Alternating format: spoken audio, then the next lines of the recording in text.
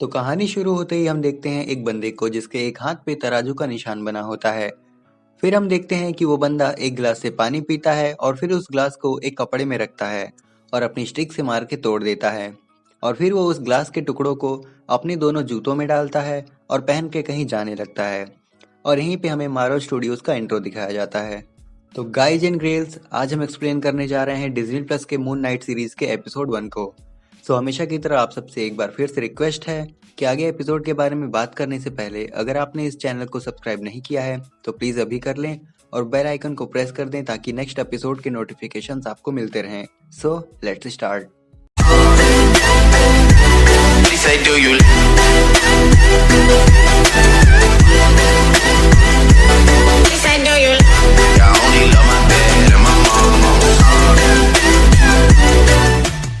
Next shot में हम देखते हैं एक बंदे को जिसका नाम था स्टीवन। और जब वो सोकर उठता है तो वो देखता है कि उसके पैर बंधे हुए थे। जिसके बाद वो उठता है और अपने पैर खोलता है। उसके बाद वो एक गोल्ड फिश को खाना खिलाता है, अपनी मॉम से बात करता है और अपनी जॉब पे चला जाता है। और फिर हम देखते हैं कि वो एक म्यूजियम में जाता है जहाँ वो जॉब करता था। और वहाँ पे वो एक बच्ची से मिलता है जो कि एक पिरामिड में कचरा डाल रही थी। जिसके बाद उस कचड़े को निकाल कर उस बच्ची को इजिप्ट गॉड के बारे में बताता है। और तभी उसकी बॉस आ जाती है जिसका नाम था डोना। और वो उसको अच्छा खासा सुना देती है क्योंकि वो काफ़ी लेट हो जा रहा था और उसको काम करने को बोलती है। जिसके बाद हम देखते हैं कि वो काम कर रहा होता है और तभी वहाँ पे एक लड़की आती है। और तब हमें पता चलता है कि स्टीवन उस लड़की को लाइक करता था।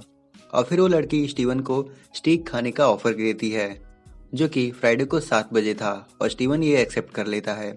उसके बाद हम देखते हैं कि स्टीवन और डोना के बीच काफ़ी बहस हो जाती है क्योंकि स्टीवन वीक में 2-3 दिन लगातार लेट हो चुका था, इसलिए डोना उसको ओवर टाइम करने को कहती है। उसके बाद हम देखते हैं कि स्टीवन घर जाते वक्त किसी स्टैचू के पास बैठकर कुछ खाता रहता है और उस स्टैचू से बात करता रहता है और अपनी प्रॉब्लम उसे बताता है कि वो कैसे सो नहीं सकता और कैसे उसको लगता है कि उसके पैर भारी लगते हैं और कैसे वो कई सारे स्टेप्स चल दे रहा था एक बार में।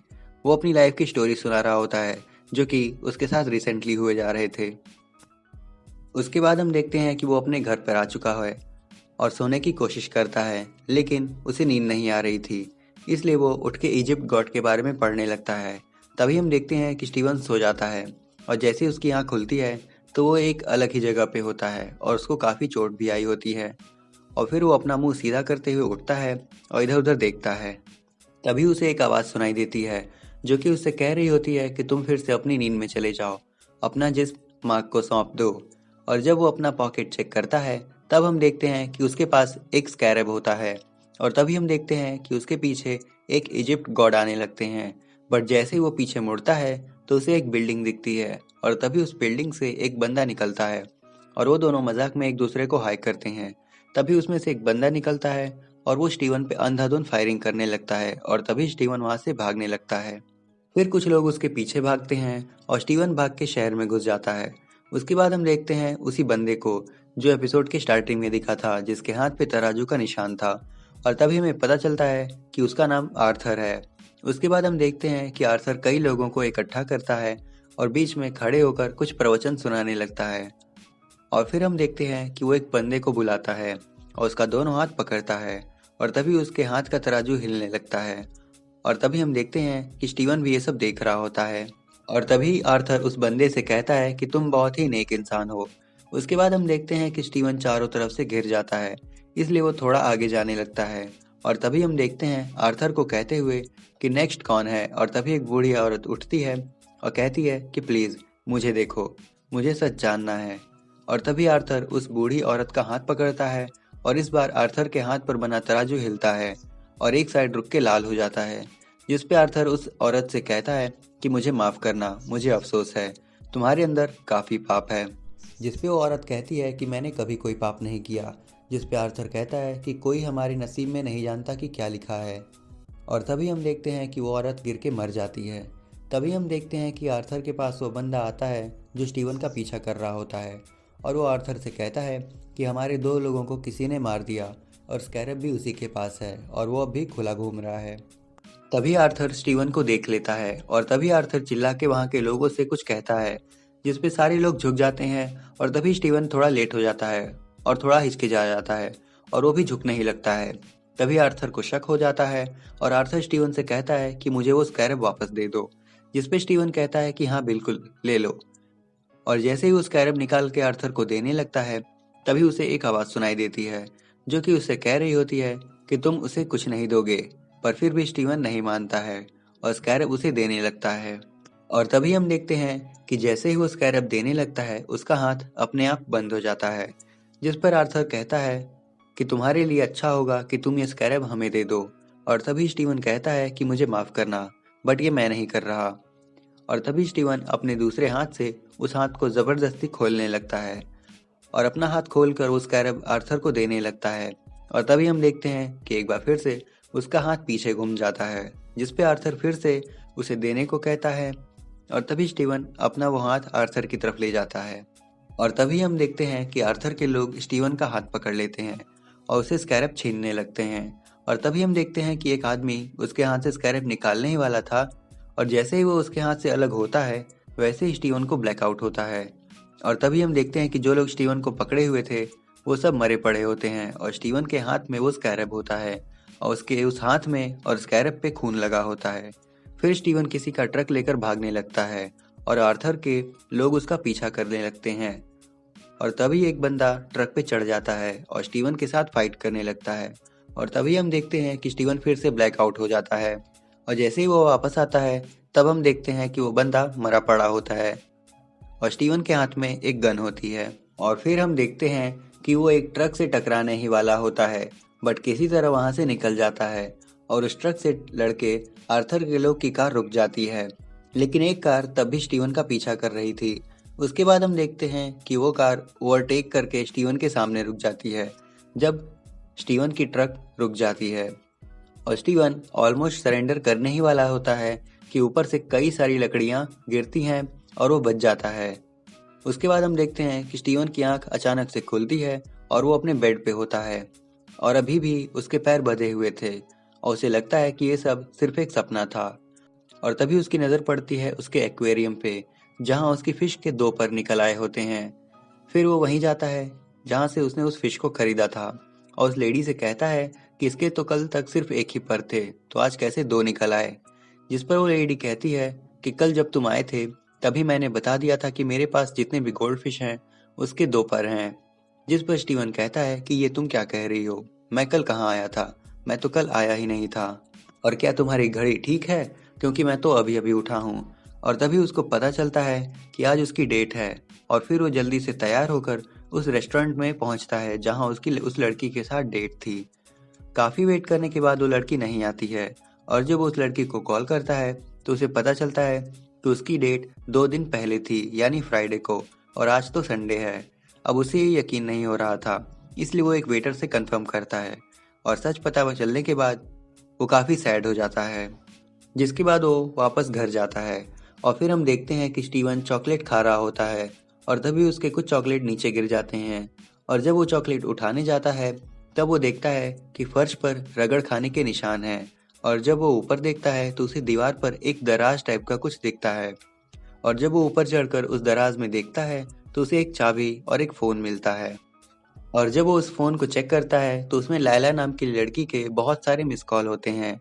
और जब वो उसे कॉल बैक करता है तो लैला उससे कहती है कि शुक्र है कि तुम जिंदा हो, मुझे तो लगा था कि तुम मर चुके हो, तुम थे कहाँ अब तक, मैं 1 महीने से तुम्हें कॉल कर रही हूँ। जिस पे स्टीवन को कुछ समझ नहीं आ रहा होता है, तो वो कहता है कि पर आप हो कौन बहन जी। जिस पे लैला कहती है कि तुम्हें हो क्या गया है mark.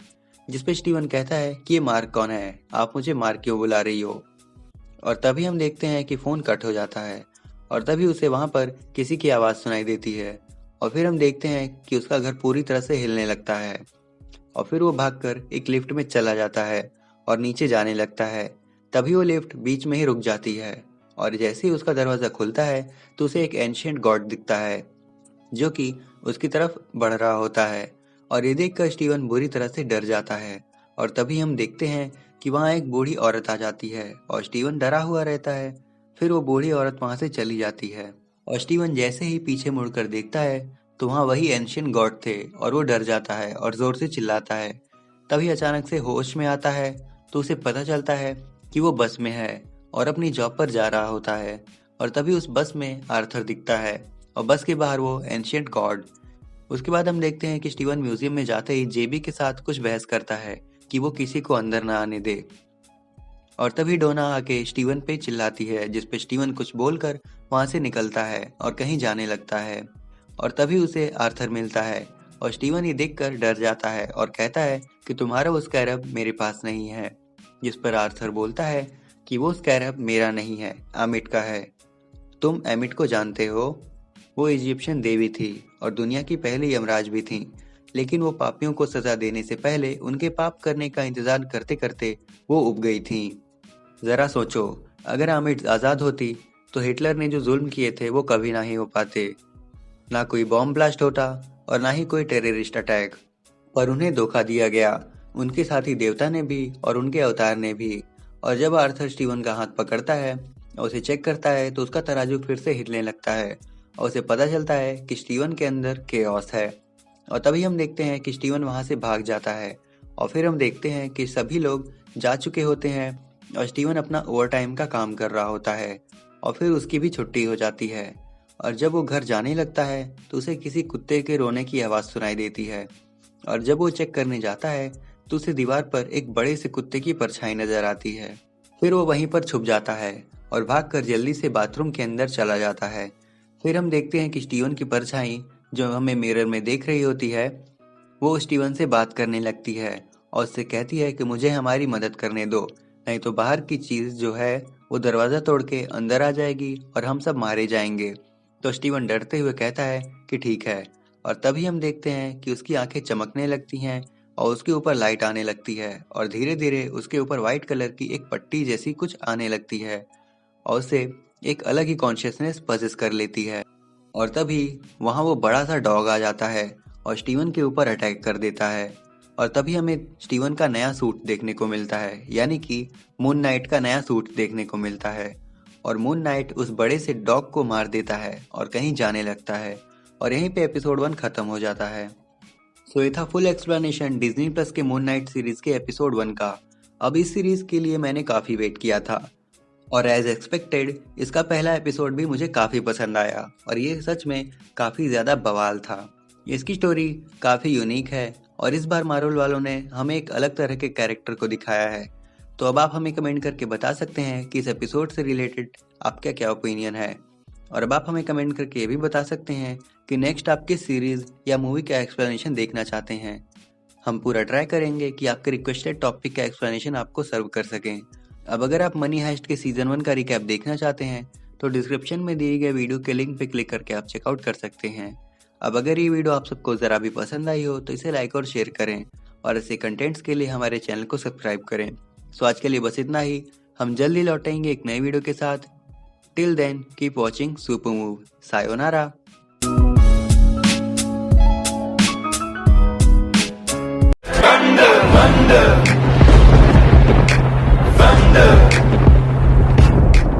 She say, do you love me? I tell her only partly. I only love my bed and my mom. She say, do you